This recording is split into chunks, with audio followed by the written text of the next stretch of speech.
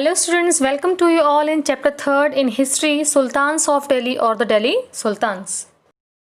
In chapter 2, we saw that regions like the Kaveri Delta became the center of large kingdoms. आपने इसके previous chapter में chapter 2 में ये देखा था कि हमने साउदर्न साइड के कावेरी डेल्टा के बारे में पढ़ा था. Did you notice that there was no mention of a kingdom with Delhi as its capital. और अब तक जो हमने पढ़ा उसमें हमने दिल्ली के बारे में उतना डिटेल्ड नहीं पढ़ा. क्यों?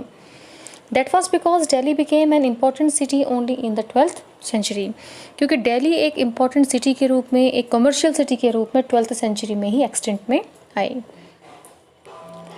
Take a look at table 1. Delhi first became the capital of a kingdom under the Tomar Rajputs, who were defeated in the middle of the 12th century by Chauhans, also referred to as Chamanas of Ajmer. आप इस figure में देख सकते हैं table 1 में कि सबसे पहले दिल्ली के ऊपर जो एक तरीके से कंट्रोल था वो राजपूत डायनेस्टीज़ का था, जिसके सबसे पहले जो राजा थे वो कौन थे? तोमर्स थे. और then Anangpal and then Chauhan, then Prithviraj Chauhan. It was under the Tomars and Chauhans that Delhi became an important commercial center. और इसी टाइम पीरियड में 1132-1192 के टाइम ड्यूरेशन के बीच में दिल्ली एक कमर्शियल सेंटर के रूप में उभर के आया. ना कमर्शियल सेंटर क्या होता है? कमर्शियल सेंटर का मीन्स होता है, कॉमर्स मीन्स होता है आर्थिक. यानी दिल्ली जब आर्थिक रूप से, फाइनेंशियल रूप से बहुत ज़्यादा फेमस हो गया, स्ट्रॉन्ग हो गया. Many rich Jain merchants lived in the city and constructed several temples. Coins minted here called Dehliwal had a wide circulation. The transformation of Delhi into a capital that controlled vast areas of the subcontinent started with the foundation of the Delhi Sultanate in the beginning of the 13th century. 13th century के starting में जो दिल्ली है उसमें transformation, यानी कि उसके जो areas थे, उसके जो रीजन्स थे, उसमें काफ़ी बदलाव आया और इसकी स्टार्टिंग हुई 13th सेंचुरी के स्टार्टिंग में. Take a look at table 1 again and identify the 5 dynasties that together made the Delhi सल्तनत.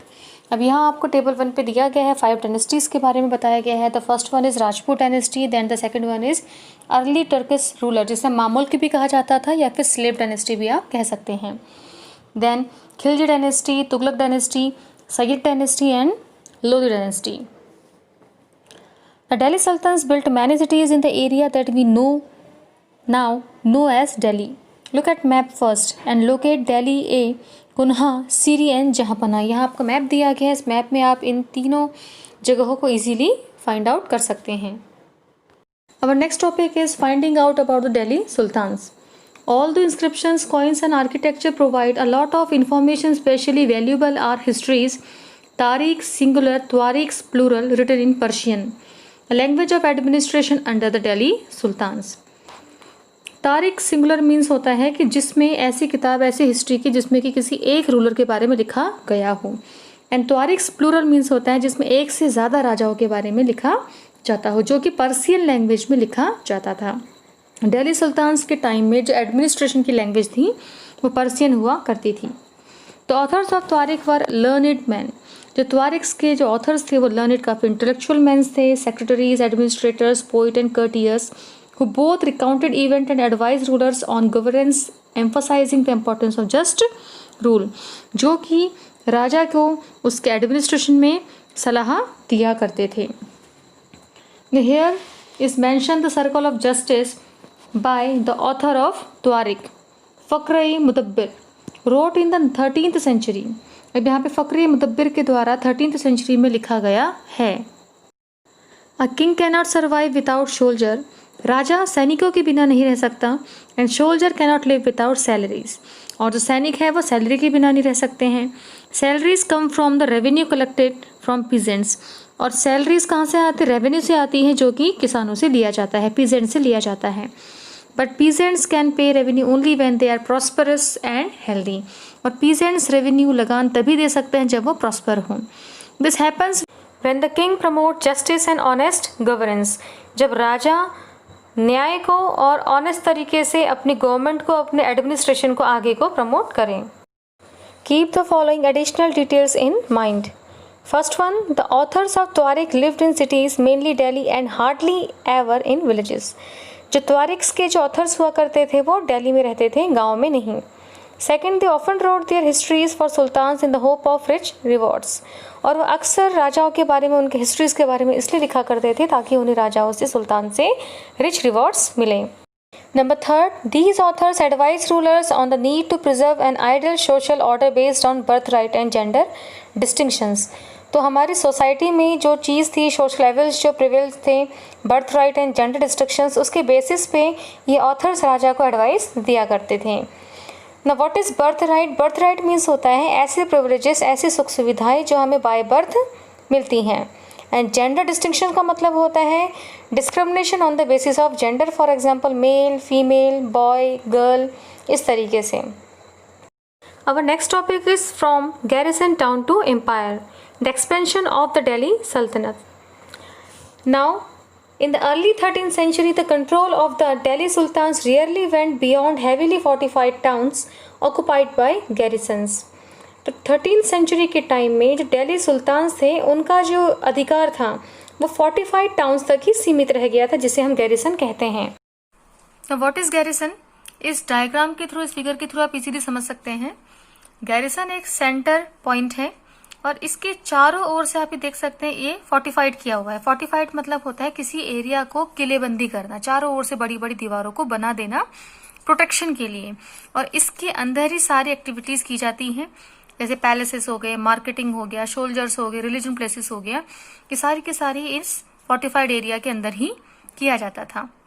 तो जो दिल्ली सुल्तान्स थे उन्होंने अपने अपने गैरिसन्स एरिया बना लिए थे और उनका कंट्रोल सिर्फ इसके अंदर था, और इसके बाहर का जो एरिया था जिसे हिंटरलैंड कहा जाता है।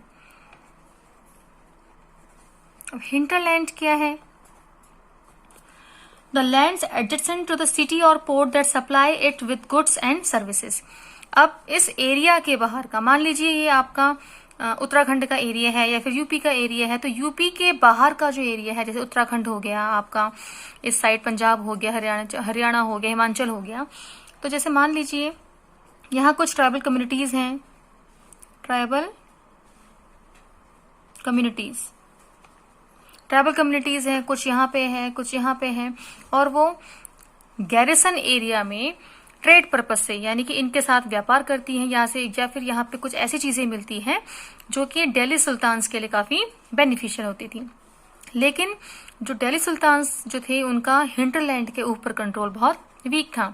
उन्होंने अपने आप को फोर्टिफाइड कर दिया था एक तरीके से, और इतने में ही वो अपना शासन किया करते थे। लेकिन अपने नीड्स को फुलफिल करने के लिए वो क्या करते थे, हिंटरलैंड वाले एरिया में जो ट्राइबल कम्युनिटीज थी उनके साथ वो व्यापार किया करते थे, लेन देन किया करते थे, और उनके लेन देन का जो तरीका था वो भी थोड़ा सा अलग था। कुछ तो ट्रेड पर्पज से एक दूसरे के साथ किया करते थे, और कुछ ट्रिब्यूट, यानी मान लीजिए कुछ ट्राइबल कम्युनिटीज ऐसी हैं जो बहुत वीक है और दिल्ली सुल्तान्स के अटैक की वजह से, उनके डर के कारण उनके सामने झुक जाया करते थे। एज अ ट्रिब्यूट या गिफ्ट के तौर पे वो यहाँ के सुल्तान को कुछ ना कुछ एज अ गिफ्ट में कुछ दिया करते थे, ताकि जो दिल्ली सुल्तान्स के जो एम्पर है वो उन पे अटैक ना करें। या फिर प्लंडर फॉर सप्लाईज, और कई बार तो ऐसे किया जाता था कि जो सुल्तान्स के अंडर जो ऑफिसर्स काम किया करते थे, जो भी थे, तो वो क्या करते थे, इन लोगों के ऊपर प्लंडर अटैक कर दिया करते थे, लूट कर दिया करते थे। यानी मान लीजिए महीने में या 15 दिन में एक बार इन एरियाज में जाके दिल्ली सुल्तान्स के जो ऑफिसर्स है वो यहाँ पे लूट पाट करते थे और यहाँ से सारा सामान यहाँ ले आते थे। तो इस तरीके से गैरिसन और हिंटरलैंड आपको समझ में आ गया होगा। Controlling garrison towns in distant Bengal and Sindh from Delhi was extremely difficult. इस मैप के थ्रू आप इजीली समझ सकते हैं कि सेंटर में यहाँ दिल्ली है, दिल्ली गैरिसन एरिया है, देन सिंध गैरिसन एरिया है, एंड इस साइड आपका ईस्ट में बंगाल गैरिसन एरिया है, और जो इसके आसपास का जो इलाका है वो हिंटरलैंड कहलाता है। Rebellion, war, even bad weather could snap fragile communication routes. इस मैप की हेल्प से आप इजीली समझ सकते हैं कि जिस तरीके से सेंट्रल पार्ट में दिल्ली गैरिसन एरिया है, देन नॉर्थ वेस्टर्न पार्ट में सिंध, एंड ईस्टर्न पार्ट में आपका बंगाल है। तो दिल्ली सुल्तान्स ने क्या किया था कि दिल्ली के आसपास एक गैरिसन एरिया बना लिया था, उस एरिया को फोर्टिफाइड कर दिया था। सेम ऐसे ही सिंध में भी और बंगाल में भी। लेकिन कभी कभी जब सरकमटेंसेस चेंज हो जाया करते थे, जैसे वेदर का ख़राब होना या फिर दिल्ली सुल्तान्स को जब एक जगह से दूसरी जगह जाना पड़ता था एडमिनिस्ट्रेशन लेवल चेक करने के लिए, तो उन्हें कई दिक्कतों का सामना करना पड़ता था।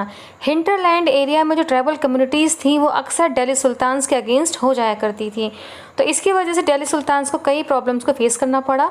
और एट लास्ट दिल्ली सुल्तान्स ने ये डिसाइड किया क्यों ना हम सिंध, बंगाल और दिल्ली के आसपास का जो हिंटरलैंड है यानी कि इसके आसपास का जो एरिया है, क्यों ना हम इसे एक कर लें, जिससे कि इन एरियाज़ में कंट्रोल करने में, एडमिनिस्ट्रेशन करने में आसानी हो। Students, here we have completed the first part of this chapter, and in your homework you have to make table 1 in page number 31 in your fair notebook. Thanks for watching.